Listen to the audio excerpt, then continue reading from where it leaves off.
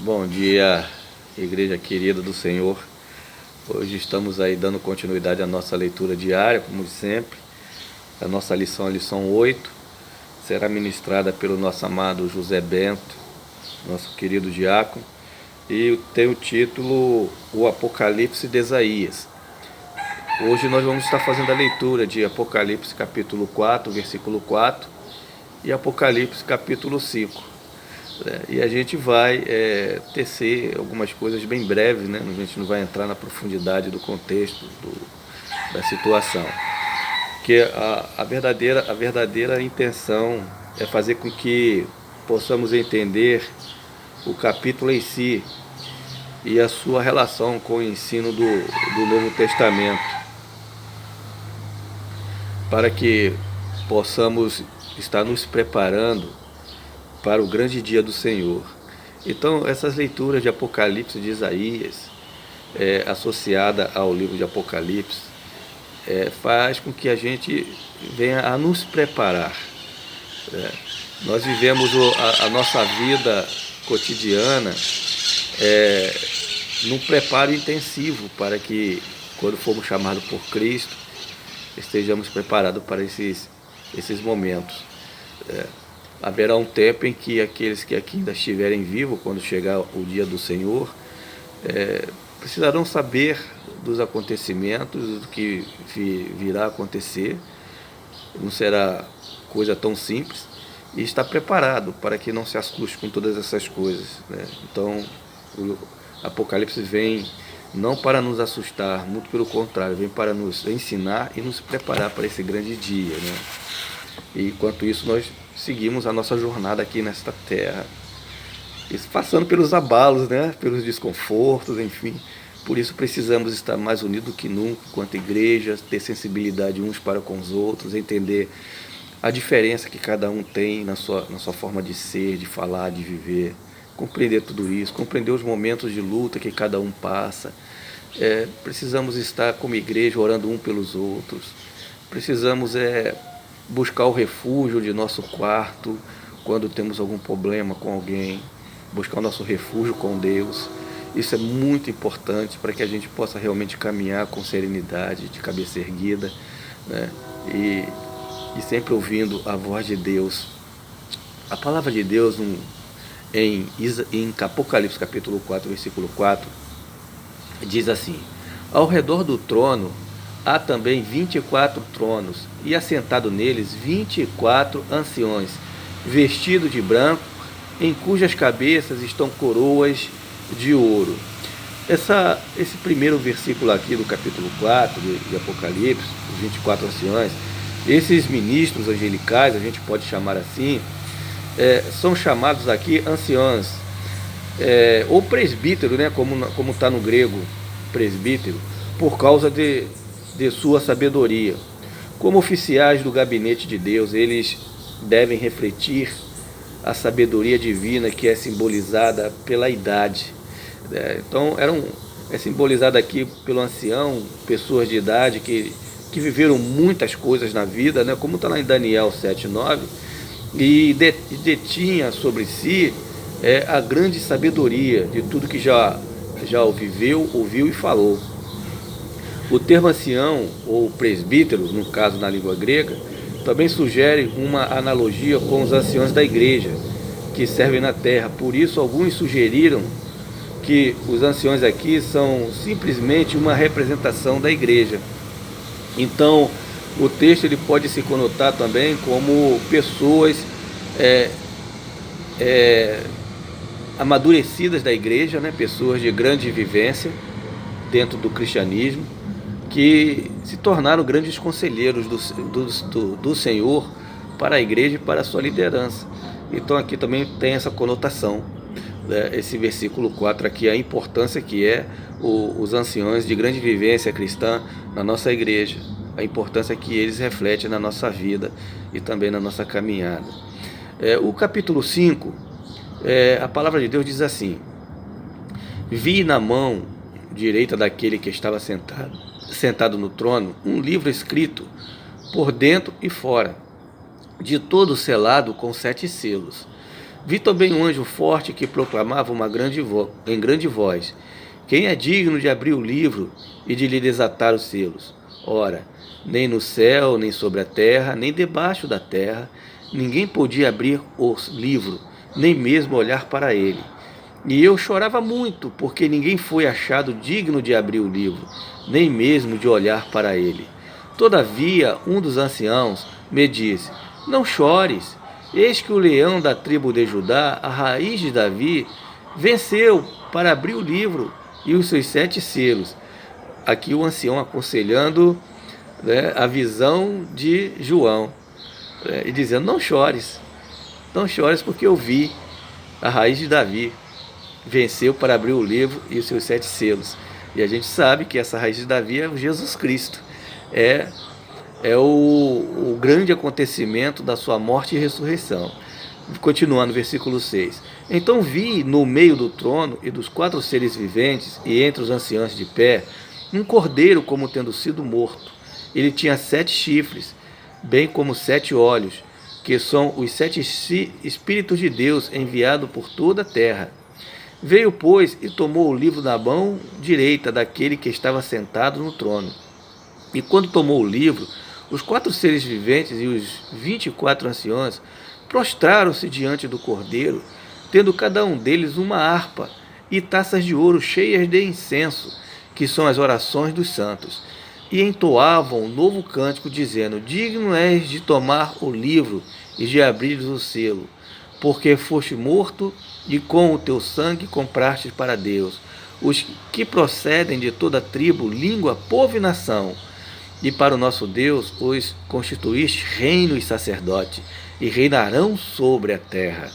Vi e ouvi uma voz de muitos anjos ao redor do trono dos seres viventes, e dos anciãos, cujo número era de milhões de milhões e milhares de milhares, proclamando em grande voz: digno é o cordeiro que foi morto de receber o poder e riqueza e sabedoria e toda força e honra e glória e louvor. Então ouvi que toda criatura que há no céu, sobre a terra, debaixo da terra, e sobre o mar, e tudo que neles há, estava dizendo: aquele que está sentado no trono é ao Cordeiro, seja o louvor e a honra e a glória e o domínio pelo século dos séculos.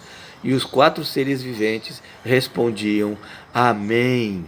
Também os anciãos prostraram-se e adoraram. Aleluia, glória a Deus. Oh, meu Pai. Aqui nós temos um relato do versículo 1 ao 14. O João, podemos dividir isso aqui em 2 partes, de uma única e magnífica visão da glória de Deus. Um segundo ato dramático da visão é introduzida ali em capítulo 5, versículo 1, que nós lemos: vi na mão direita daquele que estava sentado no trono um livro escrito por dentro e fora, de todo selado com 7 selos. É uma parte mais dramática. A ação transfere o foco da criação, né, que a gente vê ali no versículo 11, 4:11, para redenção e restauração. Então, o que João vê aqui nessa visão é a nossa redenção e a nossa restauração em Cristo Jesus. É o que a palavra remete para a nossa vida, né? Os propósitos da redenção e do governo de Deus somente podem ser realizados através daqueles que é incomparavelmente digno. E esse é Jesus Cristo. Ele é simultaneamente o leão feroz da tribo de Judá, lutando contra os inimigos de Deus. E é também o manso cordeiro que foi morto, aquele que comprou o seu povo com o sangue do seu sacrifício e expiação. Esse é o nosso Deus, o nosso leão de Judá. Somente Deus, na plenitude de sua trindade, pode cumprir esses grandes propósitos. Observe a presença do Pai, daquele que estava sentado no trono. Quando a palavra diz aqui: havia aquele que estava sentado no trono, é o Pai. Versículo de 1 a 7. No Filho. Aqui a gente vê a expressão também da trindade, né? Quando a gente vê aquele que está sentado no trono, o versículo 7, o Cordeiro, que fala do versículo 6 a 7, e do Espírito de Deus, que é do versículo 6 e também Apocalipse 1, 4. E o qual os chifres e os olhos do Cordeiro. Então a gente vê essas expressões aqui, né, que fala sobre o Cordeiro, sobre o Pai, sobre o chifre e os olhos do Cordeiro. São expressões que denotam o Espírito Santo de Deus numa linguagem em que João procurou descrever para que aqueles que iriam receber esta carta na sua época pudessem entender. Por conta até das muitas perseguições que haviam na época, as cartas eram interceptadas e aqueles que viriam a lê-la não pudessem compreender bem o que estava escrito. Mas o povo que as receberia entenderia muito bem o significado que João estava dando a tudo isso, né? Para nós hoje é um pouco mais difícil porque essa linguagem, né, ficou perdida ao longo do tempo, né? Essa metáfora que João coloca nas suas introduções, nos seus livros escritos. Esse capítulo constitui a cena introdutória do primeiro ciclo de juízos que conduz à segunda vinda de Cristo. Então a segunda vinda de Cristo virá com essa parte introdutória, né? Como Cristo virá? Nós já temos aqui no capítulo 5 já uma introdução de como será isso, né? De como será essa questão. O Cordeiro e o livro selado são apresentados e a abertura dos selos. A gente vê lá no capítulo 6, versículo 1 e capítulo 8, versículo 1, que aciona uma série de juízos que se originam no trono e no propósito de Deus e terminam com a sua manifestação final como juiz, né? Então verá um tempo que essa segunda vinda será a manifestação final de Deus, em que Ele não será mais o nosso intercessor, mas Ele será o juiz de todos os fatos de nossa vida, né? De todos os fatos de nossa vida. O interessante é que a gente vê falar sobre os anjos e dá uma conotação aqui até assustadora da figura dos anjos, porque nós, por conta de literaturas e filmes de anjos, coisas angelicais, nós temos aí uma visão de um anjo loiro, né? Ou de um anjo moreno, bonito, vistoso, com asas brilhantes e tal. Mas a visão que o livro de Isaías nos fala sobre anjo e até Apocalipse, ela não é nada vistoso de se ver, né? Não é nada vistoso. Então você vê aí os seres viventes, vê os seres angelicais com 4 faces, com chifre, com olhos, enfim, é uma visão assim, é uma descrição assim muito aterradora para nós, mas não é para nós temermos isso. Tanto que a aparição dos anjos, quando se deparava com os homens aqui na terra, com os profetas e com aqueles que Deus os separava, primeiro ele dizia assim: não se assuste, eu sou contigo. Essa é a palavra, não se assuste, não se assuste, né? Ou então aparecer em forma de luz. Então a visão não era uma visão muito boa de se ver, porque tinha uma visão assustadora para nós, né? Na questão da imagem, quando transfigurava, né, a matéria, entendeu? Então a gente tem aqui o versículo 6 do capítulo 5, que diz assim: então vi no meio do trono e dos 4 seres viventes e entre os anciãos de pé um cordeiro como tendo sido morto, né? Como é a causa usada, segue: o cordeiro foi morto, mas agora está vivo pelo século dos séculos. O propósito de Deus para a história podem ser concretizar somente com base na morte e na ressurreição de Cristo. Então o que nos remete aqui, que a concretização da segunda vinda de Cristo, ela já está em voga desde o seu primeiro momento de nascimento, morte e ressurreição de Jesus. Esse é o projeto de Deus. Já está acontecendo as coisas, desde o primeiro momento em que Ele veio ao mundo e se sacrificou por nós e ressuscitou dos mortos. Então Cristo, Ele já vem preparando a nossa vida. Ele veio, preparou homens, deixou o seu evangelho, esses homens se tornaram multiplicadores do evangelho e nós fomos parte dessa multiplicação e iremos dar continuidade a isso com o nosso testemunho, com o nosso louvor de glória ao Senhor, até que Ele venha de fato de novo. E precisamos estar nos preparando e preparando as vidas. A expressão 7 chifres frequentemente representam o poder. A gente vê isso lá no livro de Salmo 89, 17, 92, 10, e o livro de Daniel 7, 8 e capítulo 8, versículo 3. A gente vê essa expressão de 7 chifres. Neste caso, representa o poder do Espírito de Cristo, pleno da vida eterna. Então, essa é a representação dessa analogia.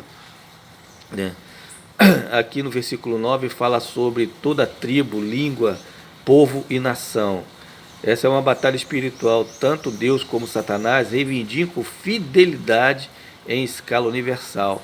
Então, o que quer dizer isso? Satanás ele luta contra Deus, reivindicando a autoridade universal sobre nossas vidas. Olha o perigo que nós estamos expostos diante de Satanás. Olha o perigo de que estamos expostos diante das hostes e potestades de Satanás. Então, ele procura reivindicar essa fidelidade universal. Através do mérito e do poder do sacrifício de Cristo, os propósitos de Deus serão realizados, cumprindo a promessa feita a Abraão de abençoar todas as nações. Então, nada pode tirar a nossa vida diante da graça de Deus, a partir do momento que nós nos entregamos ao Senhor Jesus, ao Cordeiro que deu a vida por nós. Deus nos deu essa escolha. Satanás, ele reivindica a nossa vida para ele e a autoridade dele sobre nós. E Deus, com a morte do Filho, do Cordeiro, ele quebrou isso. Ele tirou isso de Satanás. Por isso Satanás fica ao redor do mundo em busca de cativar as vidas que não creem, que não aceitam, que não querem servir a Cristo, para fazer parte do inferno. Eu não quero isso para mim. Eu sirvo a meu Deus, com toda luta possível. O caminho pode ser um caminho do buraco de uma agulha. Eu passo, eu luto para passar, porque eu sei que o Espírito Santo de Deus nos dá força para a gente lutar e caminhar. Por isso que a Bíblia está aqui, nos ensinando e mostrando as lutas, as aflições, os nossos deveres, como andar em santidade, como servir ao Senhor, como resistir às ciladas do inimigo, resistir ao diabo, ele fugirá de vós, para que possamos dormir no Senhor e esperar esse grande dia do seu resgate, estar com ele no reino celestial. Meus queridos, o versículo 11 ao 14, nós vivemos uma sequência de louvores que começaram nos círculos internos de adoração ao redor do trono de Deus. Agora se expande até encher o universo. Então esse é o louvor da vitória do Cordeiro, em que o Santo dos Santos, todos os seres que ali estão com o Senhor, estão o adorando constantemente, ininterruptamente. E nós, aqui na nossa vida terrena, damos sequência a esse louvor e a esse cântico. Momento de oração, momento de cântico, momento de palavra, momento em que a gente vive uma vida cotidiana, totalmente em adoração a Deus em tudo aquilo que nós fazemos, aguardando ansiosamente a sua segunda vinda. Meus queridos, espero sinceramente que essa breve explanação tenha dado algum sentido a cada um de vocês que nos ouve. Que Deus abençoe, que Deus ilumine, Deus guarde, e esteja enriquecendo a vida de todos para a honra e glória do nosso Senhor Jesus. Desse sábado agora próximo estaremos ali com o chá da vovó, que aqueles que já são vovó e vovôs possam estar ali conosco, assim como eu. Se Deus assim permitir, estaremos ali participando desse momento tão maravilhoso de comunhão entre os avós. Deus abençoe a todos e tenham um excelente dia em nome de Jesus.